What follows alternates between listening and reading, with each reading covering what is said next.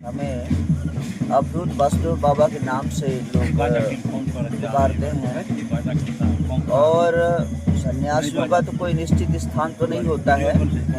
वैसे हम लोगों का जो मुख्य आश्रम है ये है भुवनेश्वर के पास जोरंदा नामक गांव है, ढेंकानाल जोरंदा में। और हम लोग का जो भ्रमण क्षेत्र है बस्तर जिला हो गया, नवरंगपुर जिला हो गया, इधर दंतेवाड़ा, सुकमा, कोंडागांव, बस इसी क्षेत्र में परिभ्रमण करते हैं और समय समय पर बाहर भी जाते रहते हैं। हम लोग परिव्राजक हैं जी। तो परिव्राजक तो एक स्थान पर रहना मुश्किल है। हम लोगों का नियम है एक गांव में एक रात्रि विश्राम करते, दूसरे दिन और दूसरे गांव पर परिवर्तन करना होता है। सन्यासी तो भिक्षुक होते हैं, ठीक है, तो बस भिक्षाटन करते हैं। भक्त हैं, भक्तों के घर से करते हैं, श्रद्धालुओं के घर से करते हैं, किसी घर से भी हम लोग भिक्षाटन करते हैं। ये वृक्ष का वल्कल है।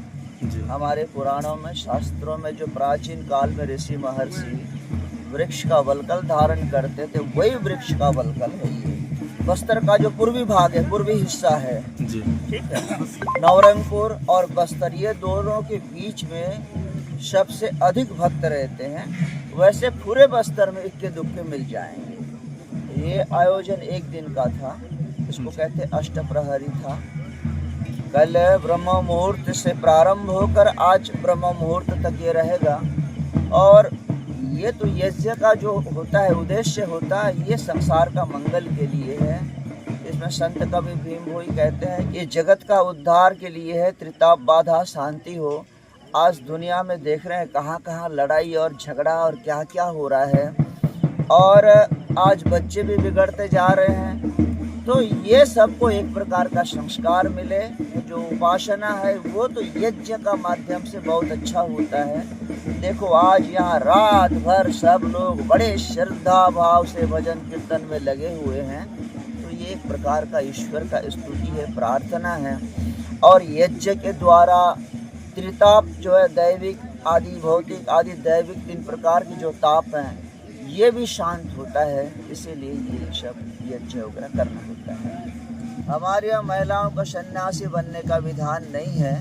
अगर कोई बनना चाहे तो वो अपने घर पर रहते हैं, दीक्षा लेकर के वहीं साधना करते हैं, वहीं ध्यान प्रार्थना जो भी अपने घर में रह के करते हैं। हमारे यहाँ ऐसा है, इस तरह अलग अलग है, ठीक है। 3 प्रकार के सभी जगह है भारतवर्ष में, सभी जितने भी दशनामी सन्यासी हैं सभी में है। और सन्यासियों का परंपरा तो प्राचीन काल में उपनिषद में 4 प्रकार के सन्यासी होते थे।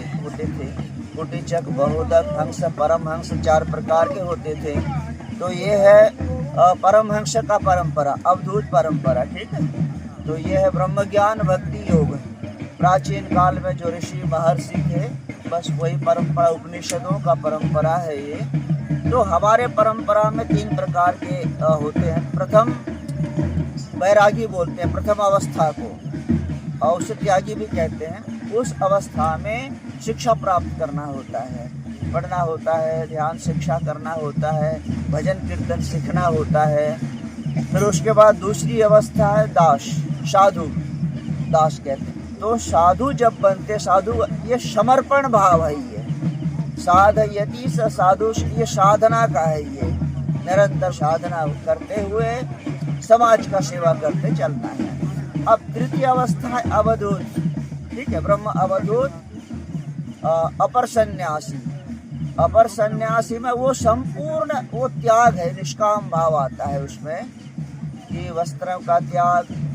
और वैसे तो साधु बनने से तो पिता माता घर बार वो सब का तो त्याग रहता ही है।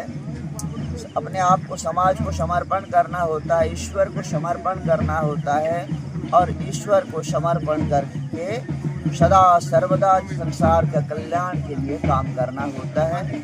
और साधु का जीवन तो यही है, उद्देश्य है सबको आनंद प्राप्त हो, सबका मंगल हो, पृथ्वी का मंगल हो, पृथ्वी साधु का उद्देश्य है। देखो खान पान ऐसा है, खान पान हमारे यहाँ संत कवि भीम भोई लिखे हैं, हम लोग का आहार विहार सब एकदम शुद्ध सात्विक है।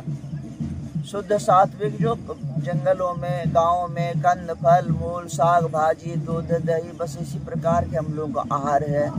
और हम लोग का जो वेशभूषा है वेशभूषा ये प्राचीन वेशभूषा है। देखिए आप रामायण में देखते हैं, महाभारत में देखते हैं, गेरुआ वस्त्र धारण करते थे। और वहाँ पे हम ऋषि मुनियों को देखते हैं, रामायण में भी देखते हैं तो वशिष्ठ ऋषि को देखते हैं, वाल्मीकि ऋषि और भी इसी प्रकार के ऋषि महर्षि होते हैं। महाभारत में भी देखो कितने ऋषि महर्षि दिखते हैं। तो बस ऐसा ही है, ऋषियों का परंपरा है। और ऋषि मुनि जो थे वो गेरुआ वस्त्र धारण करते थे।